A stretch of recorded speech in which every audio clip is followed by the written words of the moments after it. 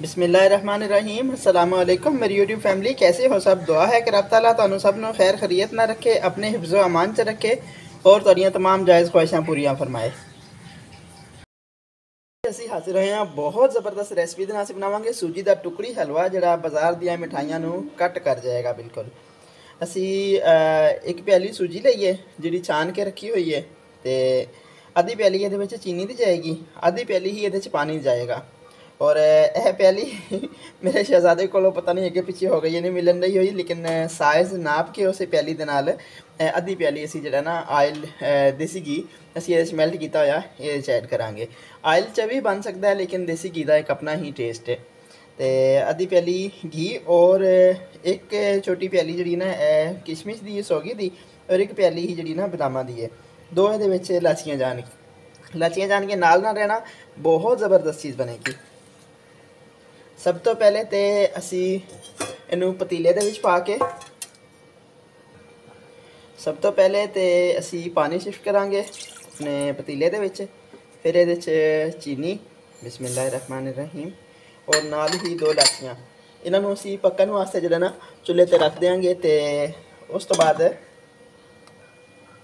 तो बाद असी अपना सांचा तैयार करांगे। साढ़े कोल इस टाइम दूसरा नहीं है जरा केक बनाने वाला सांचा, लेकिन असी ये जो ना ट्रे दे विच इन्हूं असी इस्तेमाल करांगे इसे काम वास्ते। अच्छी तरह ग्रीस करांगे कुकिंग ऑयल दे नाल, क्योंकि कुकिंग ऑयल जमदा नहीं है। तो इहदियां साइडां भी और इहदा नीचे वाली सतह भी सही ग्रीस हो जाने तो बाद असी इहदे च अपना ड्राई फ्रूट ऐड करांगे बिस्मिल्लाहिर्रहमानिर्रहीम।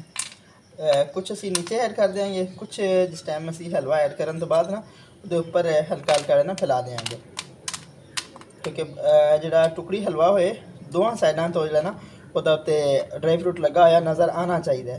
तुहानू जो पसंद हो ऐड कर सकते हो, अगर स्किप भी कर लो तो कोई मसला नहीं है, लेकिन एक ये खूबसूरती और जो ना यदा एक चीज़ का रोब होंदा है कि बनी हुई लगती है, पता लगता है कि भाई बहुत प्यारी लग रही है, वो वध जाता है ड्राई फ्रूट के नाल, तो टेस्ट तो वधदा ही वधदा है।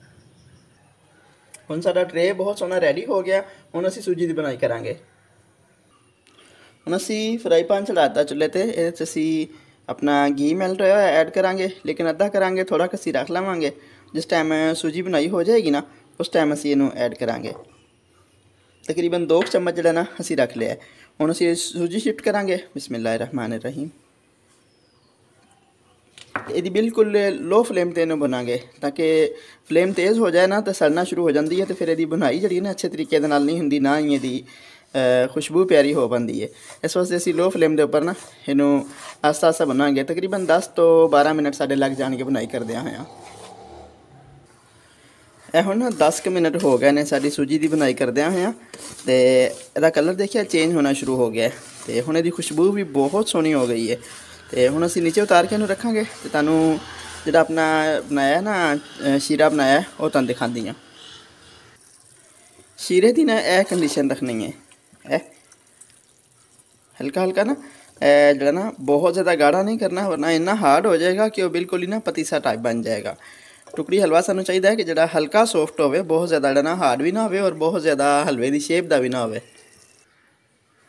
हुण असीं इहदे च शिफ्ट कर देंगे जो शीरा है ना सूजी दे विच बिस्मिल्लाहिर्रहमानिर्रहीम। और इस स्टेज पर हाथ रोकना नहीं, बिल्कुल चमचा तेज़ी के नाल चलाना है, वरना जो ना इन्हें गुठलियाँ बन जांदियां ने। और अग हल्की करके करना है, वरना इन्नी जोर की जो ना वो शां होंदी है कि बंदा दिल घबरान लग जाता है वैसे ही, कि इन्ना शोर कि वो डर लगता है कि पता नहीं हाथ तो ही छिट्टा ना किते पै जान। क्योंकि पकाना चीज़ बहुत ज़रूरी है, लेकिन नाल नाल अपनी जी ना सिक्योरिटी वह भी बहुत ख्याल रखना चाहिए कि छिट्टा पै के अपने हाथ पुट्टे सीधे किए हो, बाद चो पता लगे कि बंदा ना पकान जोगा रहा तो ना खान जोगा रहा है। हुण ऐसा स्टेज पर ना मैं कैमरा ऑफ नहीं कर रही, बीच ना रोकती नहीं, हाँ भाई तुम दिखा रही हैं, क्योंकि यदि पकाई का यह तरीका है।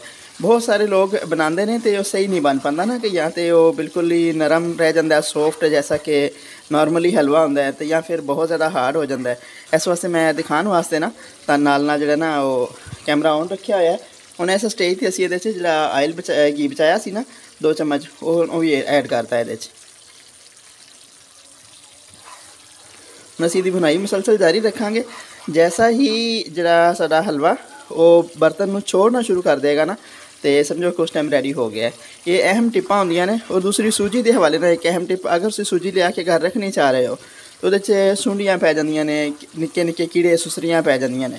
तो वह बेहतरीन हल है कि उन्होंने हल्की अग ते 5 तो 7 मिनट भुन के फिर उन्होंने जो है ना छान के रख लो, तो अल्लाह पाक करम करेगा फिर नहीं पैणगे। लो जी, साडा हलवा हो गया हुण बिल्कुल रेडी। हुण असीं इहनूं ट्रे दे विच जिहड़ा ना वो शिफ्ट कर देंगे और गरम गरम नूं करना है, ठंडा करन दा वेट नहीं करना। ठंडा हो गया तो हार्ड हो जाएगा, फिर है ना बराबर नहीं हो पाएगा, फिर वो डलियां डलियां बन जाएगा। तो जिस तरह असीं इहनूं शेप देनी है फिर वो नहीं हो पाएगी। हुण फुल गरम गरम नूं ही असीं हल्का हल्का प्रेस करके इहनूं बराबर कर देंगे। और देखिए हुण जिस साइड ते मोड़ांगे मुड़ जाएगा। और नाल ही ये ड्राई फ्रूट असीं ऐड कर देंगे ताकि जिस टाइम बाद चो कटिंग होवे तो हर टिक्की के उपर अलग अलग चीज़ां जिहड़ियां ना नज़र आनियां चाहिदियां ने।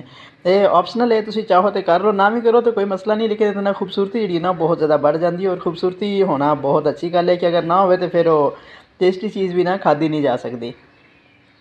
तो इनू हुण असीं अच्छे तरीके नाल प्रेस करके तो इनू आधा घंटा असीं देंगे ताकि सही जिहड़ा ना ठंडा हो के तो थोड़ा हार्ड हो जाए, फिर असीं अलग अलग करांगे। लेकिन एक चीज़ ज़हन च रखनी है कि जिस टाइम हले 2 तो 3 मिनट या 4 मिनट गुजर जान ना ट्रे शिफ्ट कीतियां आ तो उस टाइम छुरी दे नाल इनू निशान लगा लेने ने। अगर निशान नहीं लगे हुए होणगे तो फिर बाद चो ठंडा होने तो बाद टुट जाएगा, फिर उसकी कटिंग नहीं हो पाएगी। तो गरम गरम नू निशान लग जाएंगे, फिर जो ठंडा हो जाएगा तो आराम नाल उन्होंने सैपरेट कर लिया जाएगा। बिल्कुल ऐसे तरीके दे नाल ना तुसीं चाहो तो उन्होंने जिहड़ा चौकोर जिस तरह के मैं कर रही हाँ इसकी शेप दे लो। अगर चाहो तो जिहड़ा वो तिरछी जिहड़ा है वो स्टार टाइप वो कर लवो, वो अपनी मर्जी की गल है। लेकिन ऐसे स्टेज पर जिहड़ा ना निशान इन्हू लाजमी लगाने ने।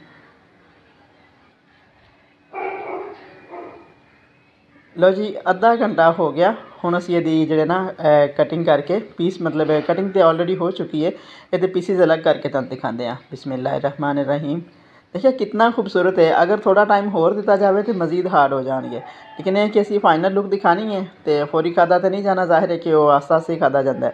तो देखो इसकी शक्ल कितनी ज़बरदस्त है। और यकीन करो कि बाज़ार दी मिठाइयां नालों हज़ार दर्जे अच्छा भी है, टेस्टी भी है और जिहड़ा है माली लिहाज नाल भी फ़ायदेमंद है। सिर्फ यह नहीं कि टेस्ट के लिहाज नाल, सेहत के लिहाज नाल, माली लिहाज नाल भी फ़ायदेमंद है। लो जी, यह साडे टुकड़ी हलवे की फाइनल लुक है।